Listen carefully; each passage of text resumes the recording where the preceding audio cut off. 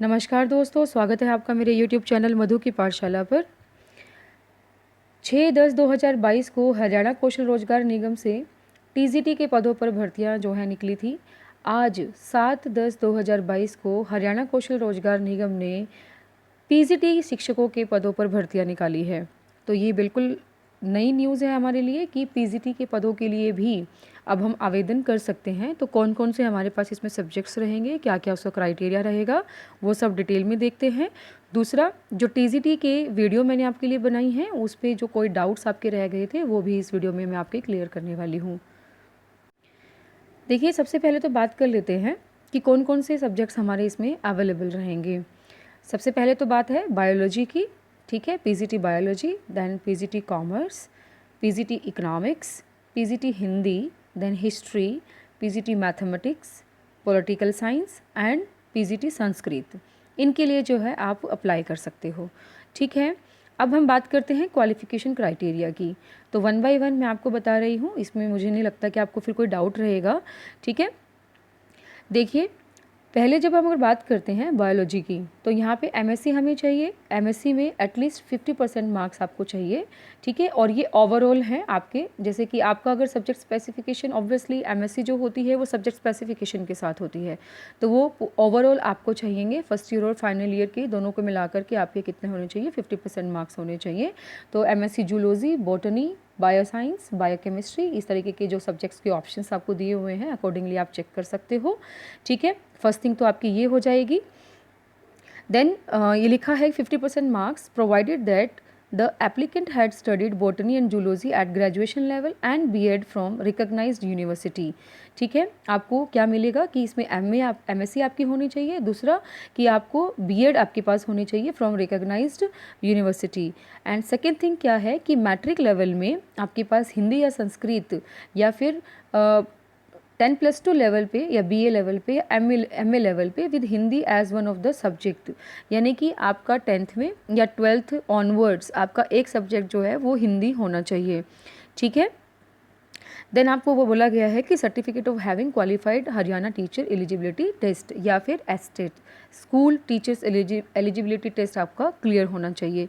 तो 3 चीज़ें हमारे पास इसमें हो गई हैं। एक आपकी MA या फिर MSc, ये जो आप अप्लाई करेंगे, जैसे आप साइंस के लिए अप्लाई करें, बॉटनी के लिए तो MSc हो जाएगी, अगर आर्ट्स के लिए अप्लाई कर रहे हैं तो MA हो जाएगी, ठीक है।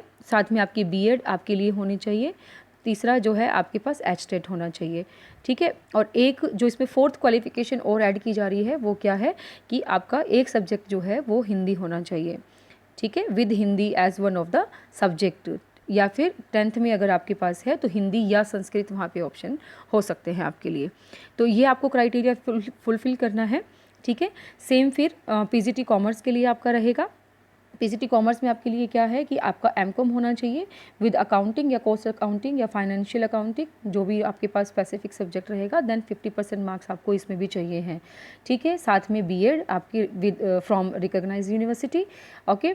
Holders of degree of MCOM in applied business economics shall not be eligible, ठीक है। अगर इसने ये बोला है कि जो हमारे पास MCOM डिग्री होल्डर्स हैं जिसने इन अप्लाइड और बिजनेस इकोनॉमिक्स, अप्लाइड इकोनॉमिक्स किया है या आपने बिजनेस इकोनॉमिक्स किया है, तो वो आप अप्लाई नहीं कर सकते। ये बहुत इंपॉर्टेंट बात है आपके लिए, ठीक है।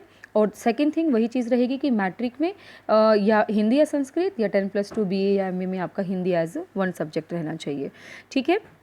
देन एस्टेट या एस्टेट जो है आपका क्वालिफाई होना चाहिए। Then consistent good academic record, ये आपका कंसिस्टेंट गुड एकेडमिक रिकॉर्ड, यानी कि आपका जो भी आपने जहाँ से भी आपने पहले कोई एक्सपीरियंस लिया है वहाँ से आप ये अपना प्रूव करवा सकते हो, ठीक है। देन PGT इकोनॉमिक्स के लिए हमारे पास है, PGT इकोनॉमिक्स में MA इकोनॉमिक्स होना चाहिए या फिर अप्लाइड इकोनॉमिक्स या फिर business economics with at least 50% marks. Then BEd, okay. Matric में वही चीज़ें आपकी जा रही हैं साथ साथ, और एस्टेट या एस्टेट का रहेगा क्वालिफिकेशन आपकी हो, और consistent good academic record. Then Hindi के लिए MA हिंदी आपकी चाहिए, 50% मार्क्स। BEd, बाकी सारी चीज़ें सेम ही हैं आपके, बस मास्टर्स का जो सब्जेक्ट है वही चेंज हो रहा है यहाँ पे। हिस्ट्री में आपकी हिस्ट्री MA चाहिए है आपके पास, और मैथमेटिक्स में MA या MSc, जैसे हम कॉलेज से करते हैं तो MA हो जाता है और यूनिवर्सिटी से करते हैं तो MSc हो जाता है, तो दोनों इक्विवेलेंट ही रहता है, बहुत ज़्यादा डिफरेंस नहीं है। क्योंकि बस हम MSc जब करते हैं मैथमेटिक्स में तो वहाँ पे हम रिसर्च का एक टॉपिक ज़रूर पढ़ लेते हैं, ठीक है, जो ग्रेजुएशन पोस्ट ग्रेजुएशन लेवल के कॉलेज कैडर में नहीं होता है। ठीक है, तो ये रहेगा आपका। और पीजीटी पॉलिटिकल साइंस में आपको पॉलिटिकल साइंस से एटलीस्ट 50% मार्क्स चाहिए।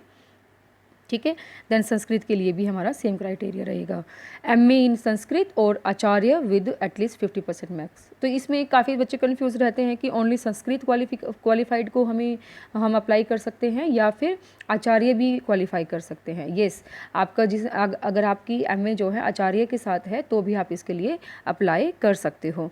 ठीक है, देन इसके लिए एक और यहाँ पे लिखा हुआ है कि शिक्षा शास्त्री और लैंग्वेज टीचर कोर्स और oriental training in Sanskrit from a recognised university, यानी कि आपका यहाँ पे एक्सपीरियंस मांगा है कि शिक्षा शास्त्री या फिर लैंग्वेज टीचर कोर्स और ओरिएंटल ट्रेनिंग इन संस्कृत आपकी होनी चाहिए किसी भी यूनिवर्सिटी से। ठीक है, बीएड आपकी होनी चाहिए या फिर उसकी जगह आपके पास बीएड हो सकती है। और ऑप्शन लिखा है ना यहाँ पे, तो और ऑप्शन के लिए हमारे पास क्या रहता है कि या तो ये या वो। ठीक है, या फिर आपकी बीएड आपके पास है। तो ये इसमें थोड़ा सा आपको क्या है, एक अलग से क्राइटेरिया दे दिया है संस्कृत के लिए, तो आप ये ध्यान रखेंगे। ठीक है, ये हमारे पास 8 सब्जेक्ट्स हैं पीजीटी में, आप इनको देख सकते हैं। दूसरा, आप कब से कब तक अप्लाई कर सकते हो कि 7/10/2022 से लेकर के आप 6/11/2022 तक इसको अप्लाई कर सकते हो। यानी कि आज अगर हमारे पास ये फॉर्म आउट हुए हैं तो आप 6/11 तक इसके लिए आवेदन कर सकते हो। ठीक है, बाकी चीज़ें सेम रहेंगी कि आपका कॉन्ट्रैक्चुअल बेसिस पे ये रहेगा। ठीक है, आपका एचटेट क्वालिफाई होना चाहिए, आपकी बीएड होनी चाहिए और एटलीस्ट 1 सब्जेक्ट आपका हिंदी या संस्कृत 10th के लिए, और अगर +2 में अगर आप बात कर रहे हैं, ऑनवर्ड्स बात कर रहे हैं तो हिंदी चाहिए। ठीक है, और जो आपका बीएड तो मैंने आपको बता ही दिया है। ठीक है, और गुड एकेडमिक रिकॉर्ड के लिए इसने बोला है वो आपको इशू करवाना है। ये चीज़ें हो जाएंगी। एक क्या है कि किसी बच्चे ने पूछा कि क्या आउट ऑफ स्टेट जो है जॉब मिल सकती है या विद इन स्टेट मिलती है, तो मोस्ट प्रोबेबली अगर आप नियर बाय स्टेशन ही पा सकते हैं इसके अंदर। ठीक है, बहुत बाहर का जो है स्टेशन आपको इसमें नहीं मिलता है। अच्छा, और क्या चीज़ें हो सकती हैं कि डायरेक्ट भर्ती होती हैं, तो ये इसके लिए डायरेक्ट भर्ती होती हैं, इसमें आपका कोई भी एग्ज़ाम नहीं होगा। ये मैंने आपको लास्ट वीडियो में बताया था, तो डायरेक्ट भर्ती आपकी होगी इसके अंदर। ठीक है, ये आप ध्यान रखिएगा। और एग्ज़ाम कोई भी नहीं है। और सैलरी स्केल की अगर बात करते हैं तो यही एवरेज आपका सैलरी स्केल रहता है 20 to 25,000 के बीच में ही, इससे ज़्यादा आपको नहीं मिलेगा अभी। ठीक है, बाद में इंक्रीमेंट लगते हैं वो अलग बात है। ठीक है, एक्सपीरियंस की अगर बात करते हैं तो एक्सपीरियंस भी आपका इसके अंदर मांगा जाता है। एक बच्चे ने पूछा कि एक्सपीरियंस इसके अंदर अलाउ करते हैं कि नहीं करते हैं। अगर आपके पास गवर्नमेंट कोई एक्सपीरियंस है तो आपके लिए बहुत ही बेटर अपॉर्चुनिटी है, आपको ग्रैब करनी चाहिए। अगर आपका फिर भी गवर्नमेंट का नहीं है, प्राइवेट का है, तो आप उसके लिए भी उसमें अटैच कर सकते हैं।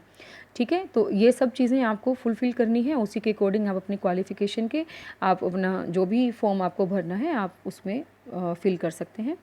एक और चीज़ यहाँ पे लिखा है, kindly note you can not make any changes in your application after final submission. ये बात बहुत इंपॉर्टेंट है यहाँ पे, और इसने बिल्कुल हाईलाइट करके ये चीज़ बोली हुई है। तो आप अपना फॉर्म जब भी फिल करें उसको बहुत अच्छे तरीके से फिल करें, उसमें कोई मिस्टेक्स ना हो, क्योंकि एक बार फिल करने के बाद उसमें आप चेंजेस नहीं कर सकते।